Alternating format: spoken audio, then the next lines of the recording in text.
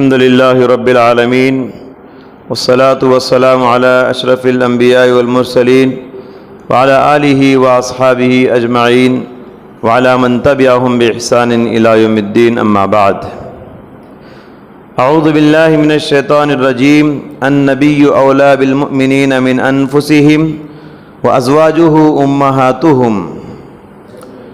حضرات، کل کے درس میں مائی عائشہ صدیقہ رضی اللہ تعالیٰ عنہا کی بہت ساری منقبتیں، فضیلتیں اور خصوصیات، اس حوالے سے آپ نے بہت ساری باتیں سنی، اور آج کے درس میں بھی ام المؤمنین کے زندگی کے بقیہ حالات کو لے کر میں حاضر خدمت ہوں۔ ام المؤمنین حضرت عائشہ صدیقہ رضی اللہ تعالیٰ عنہ کی فضیلت کے سلسلے میں پیارے نبی صلی اللہ علیہ وسلم نے ایک حدیث میں بیان فرمایا کہ عائشہ کی فضیلت اور ساری خواتین پر ویسے ہی ہے جیسے سرید کی فضیلت دوسرے کھانوں پر ہے۔ سرید ایک بہت ہی عمدہ پکوان ہے، اس زمانے کا ایک لذیذ ڈش ہے، بہت ہی مشہور ڈش ہے۔ تو کہا جیسے سرید کو دوسرے پکوان پہ فضیلت حاصل ہے، ویسے ہی عائشہ کو اور ساری خواتین پر فضیلت حاصل ہے۔ اور یہ کتنی بڑی بات ہے، جہاں مردوں میں اللہ کے نبی سب سے زیادہ عائشہ کے والد ابو بکر کو بہت چاہتے تھے، تو وہیں عورتوں میں اللہ کے نبی عائشہ کو بہت زیادہ چاہتے تھے۔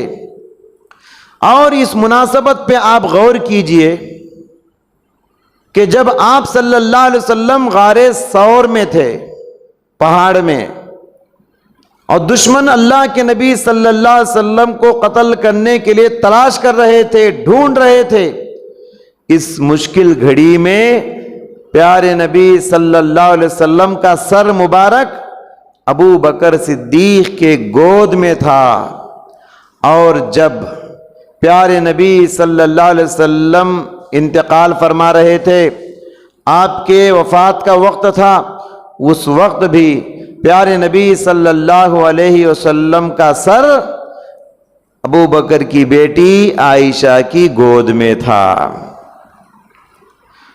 اور جب وفات کے وقت عائشہ کے گود میں تھا، یہ دونوں شخصیتیں پیارے نبی صلی اللہ علیہ وسلم کی بہت ہی محبوب ہستیاں ہیں، بہت ہی پیاری ہستیاں ہیں، باپ اور بیٹی یہ دونوں، اور دونوں مشکل اوقات میں اللہ کے نبی کا سر ان دونوں کے گود میں ہے۔ اس سے ان دونوں سے آپ صلی اللہ علیہ وسلم کو کیسی محبت اور الفت تھی، اس بات کا ہم کو پتہ چلتا ہے۔ عائشہ رضی اللہ تعالیٰ عنہ کی کچھ خصوصیات میں آپ کے سامنے پیش کروں گا، کچھ ان کی صفات، بہت ساری صفات ہیں۔ اگر عائشہ رضی اللہ تعالیٰ عنہ کی زندگی کو آپ بغور پڑھیں گے تو ان کی زندگی میں ایک نمایاں صفت صاف طور پہ جو نظر آتی ہے، وہ ہے ان کا جذبہ غیرت۔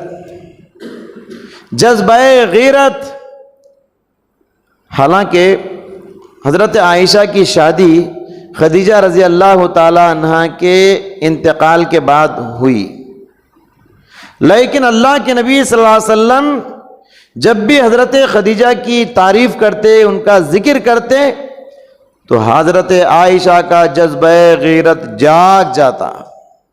خود فرماتی ہیں کہ جتنا میرا جذبہ غیرت حضرت خدیجہ کے سلسلے میں جاگتا تھا، اتنا کسی ام المؤمنین کے سلسلے میں میرا جذبہ غیرت جاگتا نہیں تھا۔ اور میں آپ کو بتاؤں کہ یہ جذبہ غیرت یہ بہت ہی اچھی صفت ہے، بہت ہی پیاری صفت ہے۔ کیوں؟ اس لیے کہ غیرت کا جذبہ یہ محبت کی دلیل ہے۔ بیوی کا جذبہ غیرت شوہر کے سلسلے میں اگر جاگے تو سمجھ جانا چاہیے کہ اس بیوی کو شوہر سے سچی محبت ہے۔ اگر شوہر کا جذبہ غیرت بیوی کے سلسلے میں جاگے تو سمجھ جائیے کہ اس شوہر کو اپنی بیوی کے سلسلے میں سچی محبت ہے، سچی چاہت ہے۔ یہی جذبہ جوانی کی حفاظت ہے، یہی جذبہ غیرت آبرو کی حفاظت ہے، یہی جذبہ غیرت انسان کی عصمت کی حفاظت ہے۔ اگر جذبہ غیرت مر جائے تو انسان بے حیا ہو جاتا ہے، جذبہ غیرت مر جائے تو انسان بے شرم ہو جاتا ہے، جذبہ غیرت مر جائے، یہ جذبہ مر جائے تو انسان بے غیرت ہو جاتا ہے، اسے کوئی پرواہ نہیں ہوتی، اسے کوئی فرق نہیں پڑتا کہ اس کی بیوی کسے دیکھ رہی ہے، کس سے ملاقات کر رہی ہے، کس سے بات کر رہی ہے، اسے کچھ فرق نہیں پڑتا۔ کیوں؟ اس کا یہ جذبہ غیرت مر چکا ہے۔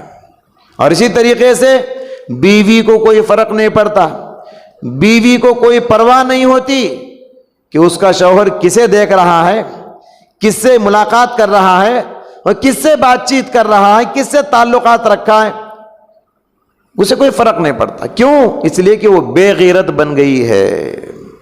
تو معلوم ہوا یہ غیرت کا جذبہ یہ اچھی صفت ہے۔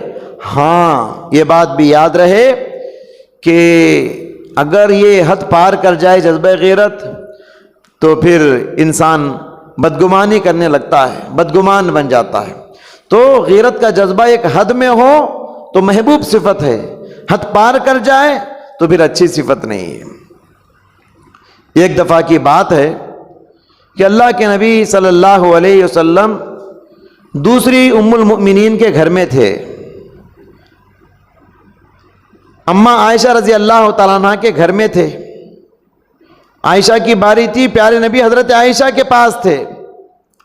ایک اور ام المؤمنین نے اللہ کے نبی کو ہدیہ بھیجا، کھانے کی کوئی چیز، حلوہ وغیرہ کوئی چیز بھیجا۔ اس زمانے میں مٹی کے کانچ کے برتن ہوتے تھے، تو ان کی نوکرانی اپنی خادمہ کے ذریعے سے اللہ کے نبی کو ہدیہ بھیجا۔ جیسے ہی وہ خادمہ، وہ نوکرانی حضرت عائشہ کے گھر میں آئی، عائشہ کا جذبہ غیرت جاگ گیا، آگے بڑھی اور ہاتھ سے اس زور سے دھکا ماری کہ وہ پلیٹ نیچے گر کے پارا پارا ہو گیا، وہ برتن نیچے گرا اور ٹکڑے ٹکڑے ہو گیا۔ پیارے نبی صلی اللہ علیہ وسلم اٹھے اور نیچے گرے ہوئے ان ٹکڑوں کو جمع کرتے ہوئے کہنے لگے، غارت امکم، غارت امکم، تمہاری ماں کو جذبہ غیرت آ گیا ہے، تمہاری ماں کا غیرت جاگ گیا ہے، تمہاری ماں کی غیرت جاگ گئی ہے۔ پھر اللہ کے نبی نے عائشہ سے کہا، عائشہ تم نے اس کا پلیٹ توڑ دیا نا، برتن توڑ دیا، اپنا صحیح سالم پلیٹ واپس کرو۔ تو یہ تھا حضرت عائشہ رضی اللہ تعالیٰ عنہ کا جذبہ غیرت۔ حضرات عائشہ رضی اللہ تعالیٰ عنہ کی ایک بہت بڑی خوبی یہ تھی، وہ بڑی فیاض عورت تھی، بڑی سخاوت کرنے والی خاتون تھی، یعنی اللہ کے راستے میں دل کھول کے خرچ کرنے والی دریا دل خاتون تھی، بہت نوازتی تھی۔ جیسے خدیجہ رضی اللہ تعالیٰ عنہ کے بارے میں ہم نے سنا، خدیجہ بھی بڑی فیاض عورت تھی، بہت دینے دلانے والی تھی، ویسے ہی حضرت عائشہ بھی بہت فیاض اور سخی خاتون تھی۔ اور یہ صفت میں سمجھتا ہوں کہ ان کے باپ سے وراثت میں ملی ہے، کیونکہ ہم جانتے ہیں حضرت ابو بکر صدیق جو حضرت عائشہ کے باپ تھے، بڑے سخی انسان تھے، بہت اللہ کے راستے میں خرچنے والے انسان تھے۔ ماں باپ بخیل ہوں تو اولاد میں بھی یہ صفت منتقل ہوتی ہے. ماں باپ اگر سخی ہوں تو سخاوت کی یہ صفت اولاد میں بھی منتقل ہوتی ہے. تو بہرحال عائشہ رضی اللہ تعالیٰ عنہ بڑی سخی خاتون تھی. عائشہ کی سخاوت کا یہ عالم تھا. ایک مرتبہ امیر معاویہ رضی اللہ تعالیٰ عنہ حضرت عائشہ کو ایک بہت بڑا گفٹ کیے. کیا؟ 1,00,000 درہم گفٹ کیے. درہم کہتے ہیں چاندی کے سکے. 1,00,000 درہم حضرت عائشہ کو گفٹ کیے حضرت امیر معاویہ. کیا آپ یقین کریں گے اگر میں بتاؤں؟ وہ صبح میں گفٹ کیے تھے, شام سورج ڈوبنے سے پہلے 1,00,000 درہم پورے بانٹ دی. 1 درہم بھی اپنے پاس باقی نہیں رکھی, سب تقسیم کر دی, خیرات کر دی. عائشہ کی خادمہ نے کہا, نوکرانی نے کہا, ام المؤمنین عائشہ تم روزے سے ہو, افطار کے لیے کچھ پیسہ چھپا لیتے, اچھا تھا افطار کا سامان لانے کے لیے. تو ام المؤمنین نے کیا کہا؟ حضرت عائشہ نے کہا تم نے پہلے کیوں یاد نہیں دلایا؟ تو اپنی فکر بالکل نہیں تھی.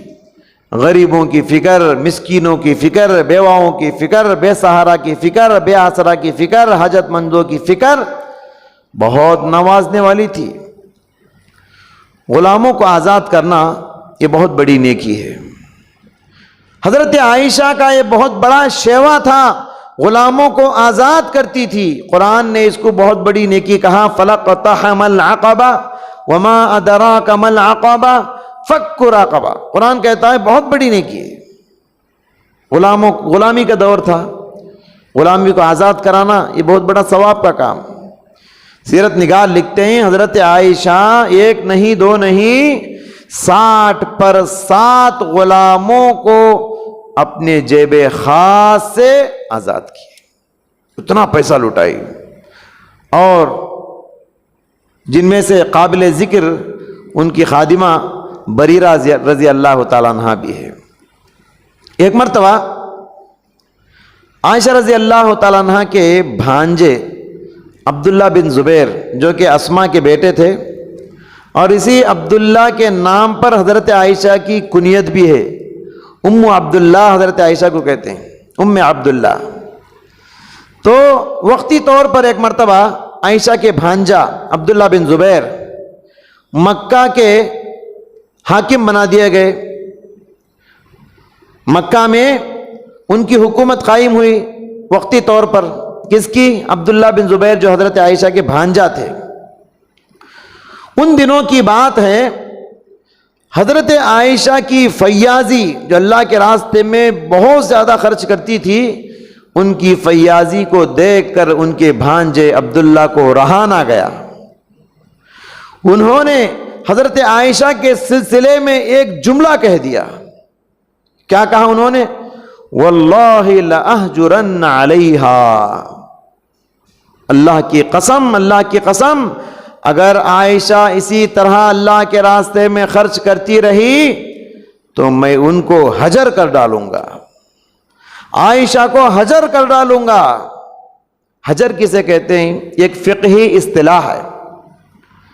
جو حاکم وقت ہوتا ہے اسلام میں, جو قاضی ہوتا ہے, اس کو ایک اختیار دیا گیا ہے قاضی کو, اور وہ یہ کہ سماج میں اگر کوئی ایسا ہے کہ اپنا روپیے پیسے کو فضول خرچی کرتا ہے, اسراف کرتا ہے, اپنے پیسے کو خرچ کرنے کا, کمانے کا ڈھنگ نہیں ہے اس کے پاس, تو قاضی کیا کرتا ہے؟ ایسے لوگوں کے تصرفات پہ پابندی لگا دیتا ہے. قاضی کو یہ پاور حاصل ہے. مثال کے طور پہ زید ہے, زید کے پاس کمانے کا ڈھنگ نہیں, پیسہ ہے, خرچ کرتا ہے تو اسراف کرتا ہے, فضول خرچی کرتا ہے.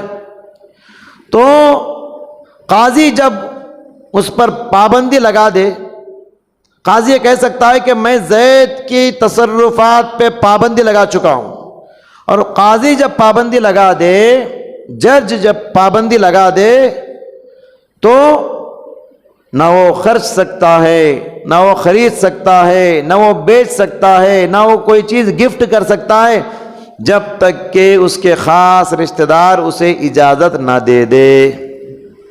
کوئی نہیں کر سکتا، کیونکہ قاضی نے اس کے تصرفات پہ، اس کے اخراجات پہ پابندی لگا دیا ہے، بینڈ کر دیا ہے۔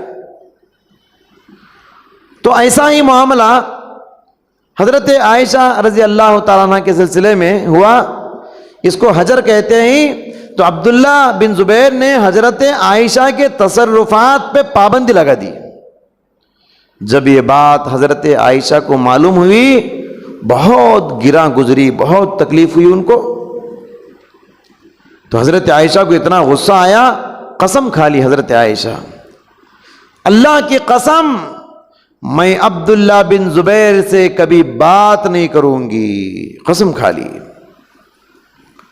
عبداللہ بن زبیر سے یہاں چوک ہو گئی تھی، ان سے بھول ہو گئی تھی، ان کو ایسا نہیں کہنا تھا۔ کیوں؟ اس لیے کہ عائشہ کون ہے؟ ان کی خالہ ہے، اور خالہ ماں کے برابر ہے، اور یہ ماں بھی کیسی ماں ہے؟ قیامت تک آنے والے سارے لوگوں کی ماں ہے، امت کی بڑی عالمہ ہے، بڑی فاضلہ ہے، بڑی معلمہ ہے، امت کی بڑی سمجھدار خاتون ہے۔ اس پر عبداللہ بن زبیر نے پابندی لگا دی۔ عبداللہ بن زبیر کو اپنی غلطی کا احساس ہوا، بہت شرمندہ ہوئے، اور انہوں نے بہت کوشش کی کسی طرح میں عائشہ کو منوا لوں اور عائشہ سے بات کر لوں، خالہ جان سے مل جاؤں۔ لیکن کیسے مل سکتے ہیں؟ عائشہ نے تو قسم کھا لی ہے کہ بات نہیں کرے گی زندگی میں۔ بالآخر حضرت عبداللہ بن زبیر مسور بن مخرمہ، عبد الرحمن بن اسود، ان دونوں کے پاس گئے، جا کر کہا کسی طرح تم عائشہ کے پاس جا کے منوا لو، میں عائشہ سے ملنا چاہتا ہوں، میں بات کرنا چاہتا ہوں، ان سے راضی، ان کو راضی کرنا چاہتا ہوں، ان کو خوش کرنا چاہتا ہوں، کسی طرح مجھے عائشہ سے ملا دو۔ دونوں سے جا کر کہا عبداللہ بن زبیر نے۔ یہ دونوں حضرت عائشہ کے گھر گئے، اور بہت بڑے بڑے صحابہ حضرت عائشہ کے پاس آتے تھے، عائشہ ان کا استقبال کرتی تھی، پردے میں بیٹھ کر ان کے سوالات کے جوابات دیتی تھی، ان کے جو بھی مسائل ہوتے حل کرتی، فتوے دیا کرتی تھی۔ ویسے ہی یہ دونوں صحابہ، ان کے ساتھ عبداللہ بن زبیر بھی تھے، گئے حضرت عائشہ کے پاس، باہر سے دروازہ کھٹکھٹایا، کہا کیا ہم اندر آ سکتے ہیں؟ حضرت عائشہ کو معلوم نہیں تھا کہ ان دونوں کے ساتھ ان کے بھانجا عبداللہ بن زبیر بھی ہے۔ حضرت عائشہ نے کہا ٹھیک ہے اندر آ جاؤ، اجازت ہے۔ تو دونوں نے کہا، مسور بن مخرمہ، عبد الرحمن بن اسود، ان دونوں نے کہا کیا ہم سب اندر آ جائیں؟ چونکہ عائشہ کو معلوم نہیں تھا کہ ان کے بھانجا بھی ساتھ ہیں، تو کہا سب اندر آ جائیے۔ جیسے ہی اندر داخل ہوئے، حضرت عبداللہ بن زبیر عائشہ سے چمٹ گئے اور معافی مانگنے لگے، رونے لگے، گڑ گڑانے لگے، منوانے لگے۔ عائشہ بھی رونے لگی، عبداللہ بن زبیر بھی رو رہے ہیں، عائشہ بھی رو رہی ہے۔ بالآخر حضرت عائشہ نے ان کو معاف کر دیا، چونکہ قسم کھا لیا تھا بات نہیں کرنے کا، قسم کا کفارہ ادا کرنے کے بعد بات چیت بھی شروع کر دی۔ حضرات انسان ہیں، صحابہ بھی کوئی فرشتے نہیں ہیں، ان سے بھی چوک ہو جاتی ہے، ان سے بھی غلطی ہو سکتی ہے، لیکن یہاں غور کرنے کی بات یہ ہے، غلطی ہونے کے بعد غلطی پر شرمندگی دیکھیے، غلطی ہو جانے کے بعد کتنی عاجزی ہے، کتنی انکساری ہے، کتنی نرم مزاجی ہے، کتنا نادم ہو گئے۔ جی بڑوں کے آگے چھوٹوں کو چھوٹا بن کر رہنا چاہیے، یہ اخلاق اس واقعے سے ہم کو معلوم ہوتے ہیں۔ ہم بھی کسی سے ناراض ہوتے ہیں تو بات چیت بند کرتے ہیں، تو ابھی زندگی میں بات نہیں کرتے، ان کے جنازے میں بھی حاضر نہیں ہوتے۔ یہاں دیکھیے جھگڑے ہوتے تھے، اختلافات ہوتے تھے لیکن اس کو طول نہیں دیتے تھے، فوراً ایک دوسرے سے معافی تلافی کر کے مل جایا کرتے تھے۔ یہی صحابہ میں اور عام انسانوں میں فرق ہے۔ اور ایک دوسری بات یہاں اس واقعے سے ہم کو سبق لینے کا ہے، وہ یہ کہ صلح کروانے والوں کی کوشش، عائشہ سے لے جا کر جو ملائے نا دونوں، مسور بن مخرمہ، عبد الرحمن بن اسود، ان دونوں کی بڑی مبارک کوشش۔ سبحان اللہ، آج سماج اور سوسائٹی میں ایسے ہی لوگوں کی ضرورت ہے جو ٹوٹتے ہوئے رشتوں کو جوڑنے کی فکر کریں۔ آج سماج کی، سوسائٹی کی صورتحال یہ ہے، نفرت کی آگ جل رہی ہو تو اس میں پیٹرول ڈالنے والے ہزاروں مل جائیں گے، لیکن نفرت کی آگ کو بجھانے والے ڈھونڈنے پر بھی مشکل سے ملتے ہیں۔ حضرت ام المؤمنین اما عائشہ صدیقہ رضی اللہ تعالیٰ عنہ کی ایک بہت بڑی صفت عاجزی اور انکساری، عاجزی، تواضع، نرمی، بڑی مخلص خاتون تھی، اپنی تعریف اپنے منہ پہ سننا نہیں چاہتی تھی، کوئی تعریف کرے ان کے منہ پہ ناراض ہو جاتی تھی، پسند نہیں کرتی تھی اپنی تعریف کو سننا۔ عام طور پر انسان اپنی تعریف سننا چاہتا ہے، کوئی انسان میری تعریف کرتا ہے، آپ کی تعریف کرتا ہے، عام طور پہ انسان تعریف سن کے خوش ہو جاتا ہے، پھول جاتا ہے، موٹا ہو جاتا ہے خوشی میں۔ لیکن یاد رکھیے، جس کے دل میں اخلاص ہو، جس کے دل میں اخلاص ہو، مخلص ہو، وہ تعریف سن کے ڈرتا ہے۔ کیوں؟ کہیں میری تعریف کی صورت میں میری نیکیوں کا بدلہ تو مجھے مل نہیں رہا ہے، میری تعریف کی شکل میں مجھے میری نیکیوں کا بدلہ تو دنیا میں نہیں مل رہا ہے، کہیں یہ تعریف میرے اندر ریاکاری تو پیدا نہ کر دے، دکھاوا پیدا نہ کر دے۔ اس لیے جو مخلص ہوتے ہیں اپنی تعریف سننا پسند نہیں کرتے۔ عائشہ کا معاملہ بھی ایسا ہی تھا، وہ اپنی تعریف سننا نہیں چاہتی تھی۔ حد تو یہ ہے کہ حضرت عائشہ جب بیمار تھی اور مرض الموت میں تھی، یعنی زندگی کے آخری ایام ہیں، اب جو بیماری آئی ہے اسی بیماری میں وفات پانے والی، اتنے میں حضرت ابن عباس آئے اور اندر آنے کی اجازت چاہے۔ حضرت عائشہ نے کہا اندر آنے کی اجازت نہیں۔ ابن عباس کون ہیں؟ پیارے نبی صلی اللہ علیہ وسلم کے چچا زاد بھائی، ان کی تعریف میں اللہ کے نبی نے ان کو یہ دعا دی تھی، اللہم فقہہ فی الدین وعلمہ التأویل، اے اللہ ابن عباس کو دین کی سمجھ عطا فرما۔ مفسر قرآن ہے ابن عباس رضی اللہ تعالیٰ عنہ، اتنے بڑے صحابی آئے، حضرت عائشہ نے کہا اندر آنے کی اجازت نہیں۔ لوگ حیران ہو گئے، لوگوں کو تعجب ہوا، تو حضرت عائشہ نے کہا مجھے ڈر ہے کہ ابن عباس اندر آئیں گے تو میرے منہ پہ میری تعریف کریں گے اور مجھے یہ بات پسند نہیں۔ پھر بے ساختہ ہو کر حضرت عائشہ نے کہا کاش دنیا مجھے فراموش کر چکی ہوتی، کاش میں نسیم منسیہ ہو چکی ہوتی، کاش مجھے دنیا بھلا چکی ہوتی، کاش دنیا والے مجھے کوئی نہ جانتے۔ اتنا ڈرتی تھی اپنی تعریف سے حضرت عائشہ۔ ان کے والد ابو بکر بھی ویسے ہی ڈرتے تھے، کوئی تعریف کرتا ابو بکر کے سامنے ابو بکر کی، ابو بکر ڈر جاتے اور کہتے اللہم لا تؤاخذنی بما یقولون، اے اللہ یہ لوگ مجھے نہیں جانتے، میری تعریف جو کر رہے ہیں اس کی مجھے پکڑ نہ کرنا، مجھے میری گرفت نہ کرنا، وغفر لی بما لا یعلمون، یہ لوگ میرے بارے میں میرے سلسلے میں جو کہہ رہے ہیں مجھے نہیں جانتے، اے اللہ وہ لوگ جو نہیں جانتے وہ مجھے معاف فرما، وجعلنی خیرا مما یظنون، یہ لوگ میرے بارے میں جیسا حسن ظن رکھے ہیں، اچھا گمان رکھے ہیں، ان کے گمان سے بھی مجھے اور اچھا بنا دے۔ بہرحال حضرت عائشہ اور حضرت ابو بکر دونوں بھی تعریف کو سننا پسند نہیں کرتے تھے، یہ مخلص انسانوں کی پہچان ہے۔ اسی پر آج کے درس کو ہم ختم کرتے ہیں، انشاءاللہ اما عائشہ رضی اللہ تعالیٰ عنہ کے باقی زندگی کے حالات کل کے درس میں پیش کریں گے۔ دعا ہے اللہ تعالیٰ سے اللہ تعالیٰ ہم سب کو حضرت ام المؤمنین عائشہ صدیقہ کی زندگی سے سبق حاصل کرنے اور اس پر عمل کرنے کی توفیق عطا فرمائے، آمین۔ وآخر دعوانا ان الحمد للہ رب العالمین۔